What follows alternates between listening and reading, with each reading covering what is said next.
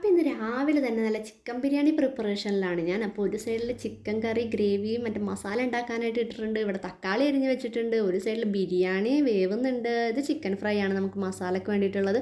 പിന്നെ രാവിലെ ബ്രേക്ക്ഫാസ്റ്റിന് അപ്പവും നല്ല ചിക്കൻ കറിയാണ്. അപ്പോൾ അത് പാർട്സൊക്കെ വേവിച്ച് വെച്ചേക്കണായിട്ട് ഇതിൽ ആഡ് ചെയ്യാനായിട്ട്.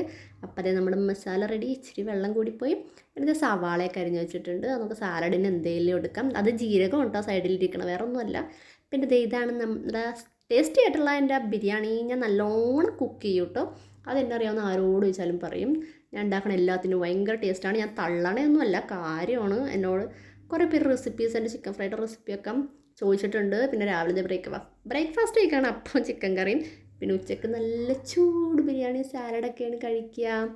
നല്ല ടേസ്റ്റ് ഉണ്ട് കേട്ടോ. എനിക്ക് ഭയങ്കര ഇഷ്ടം. എനിക്ക് കുഞ്ഞരി വെച്ചിട്ട് ബിരിയാണി ഉണ്ടാക്കണതാണ് കൂടുതൽ ഇഷ്ടം. വലിയ അരി വെച്ചിട്ട് ഫ്രൈഡ് റൈസ് എല്ലാം ഉണ്ടാക്കുക. പിന്നെ ഇച്ചിരി ഉണ്ടാക്കിയത് ഇച്ചിരി കൂടിപ്പോയി. അപ്പോൾ കുറേ ബാക്കി വന്നു. അത് പിന്നെ രാത്രി